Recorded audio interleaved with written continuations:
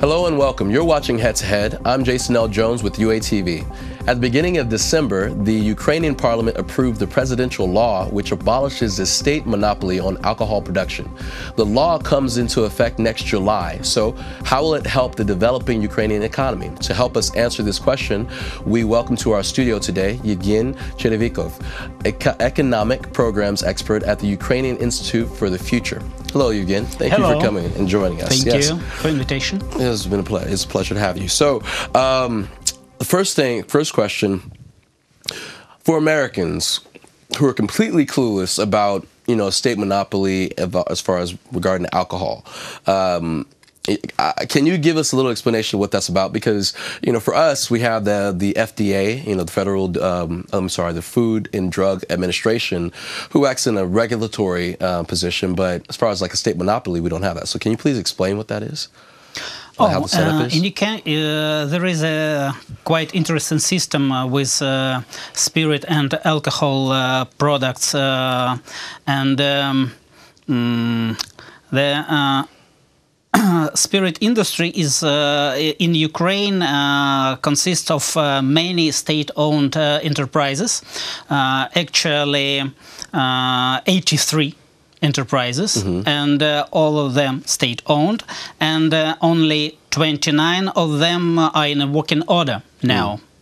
But if they are talking about alcohol production, so private companies provide for alcohol goods for people according to the license. But we should remember that only state enterprises in Ukraine can produce spirit. I mean ungenerated spirit for whiskey, for vodka, and so on.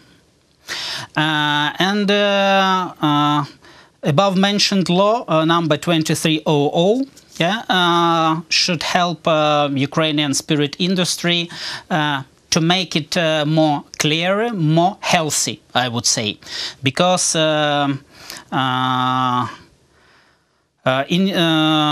if we are talking about the share of turnover of spirit in Ukraine, according to the Ministry of Economy, this share is about 50 or 55% now. And illegal alcohol, according to World Health Organization, in Ukraine is 35 or 40%. It's a huge amount of alcohol without any taxation, without any control from the state. And of course, one of the main tasks for the new Ukrainian government is to demonopolize, is to make this spirit industry more competitive. Now, if we are talking about state-owned enterprises in spirit production in Ukraine, as I've already mentioned, we have 83 enterprises, and only 29 of them are in working order. But this presidential law aims at reorganization and privatization of state enterprise Ukrspirit. And we should remember that Ukrspirit is only 41 enterprises, and only 12 of them are in working order now.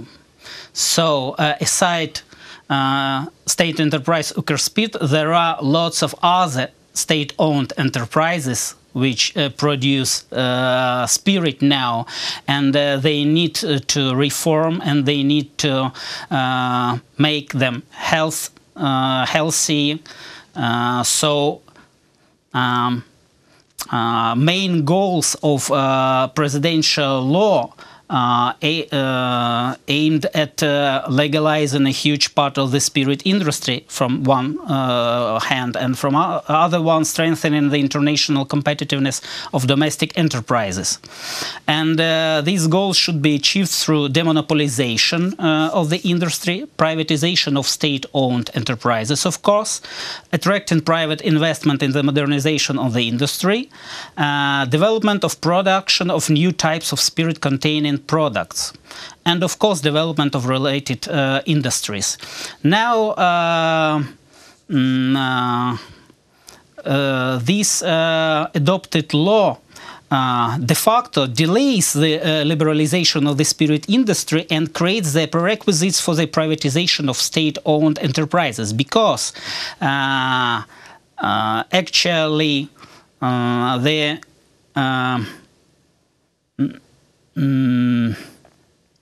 investors interested in privatization the property of state enterprise Ukrspirt, because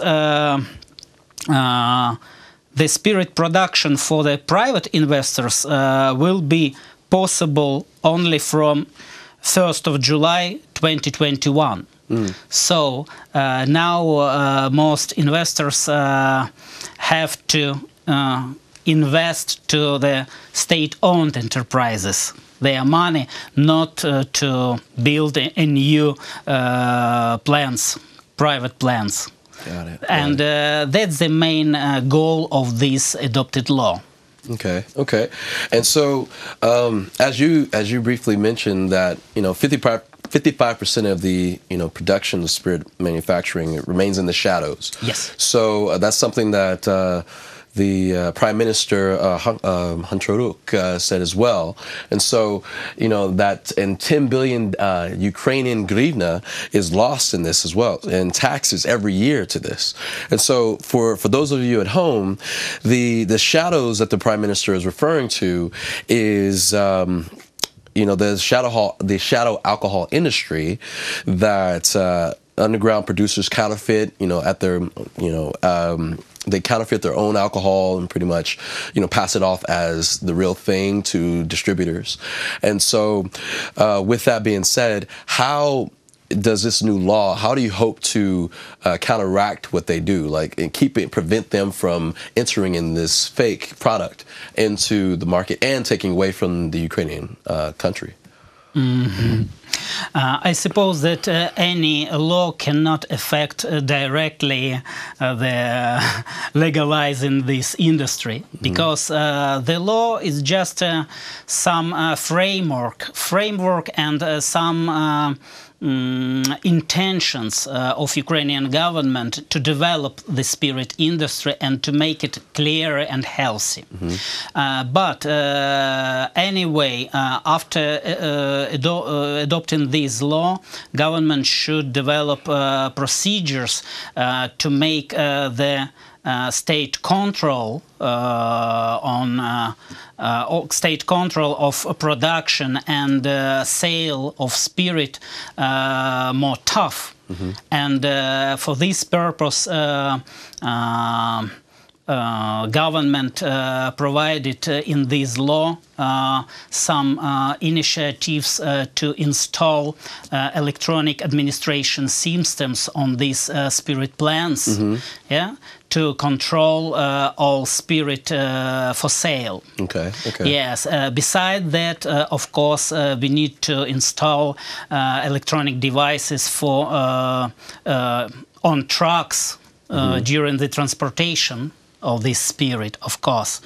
And I know that Ukrainian government is going to provide a new electronic excise mark, to make this process better. Okay.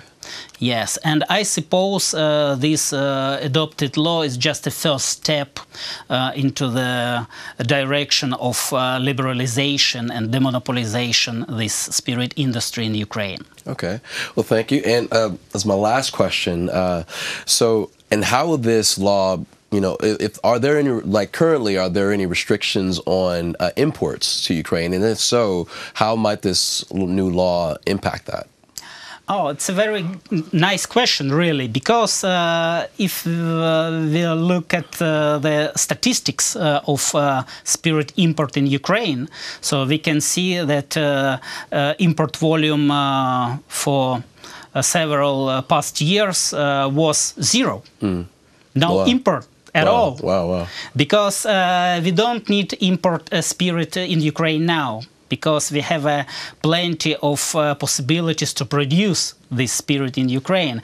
And actually, Ukrainian spirit industry could produce per year maybe 36 million decaliters of ungenerated spirit, but now it produces only 6.9 million decaliters. Wow. We don't need any import now, but Ukrainian Parliament made some steps to prevent private beverages companies from importing this spirit abroad, to stimulate them to invest this money into the Ukrainian spirit plants. Okay. Well, that's great. Well, I'm looking forward to seeing what how this law will be rolled out and what this will mean for the Ukrainian people, especially those who are trying to get into the game of private sales for it. So thank you so much, Yevhen, and hopefully we'll have you back again soon to talk more as this develops. Okay. Yes. All right. Thank you. No pleasure. It's my pleasure. That was Yevhen Cherevykov, economic programs expert at the Ukrainian Institute for the Future. Thank you for watching, and stay tuned for our next head-to-head and much, much more on UATV.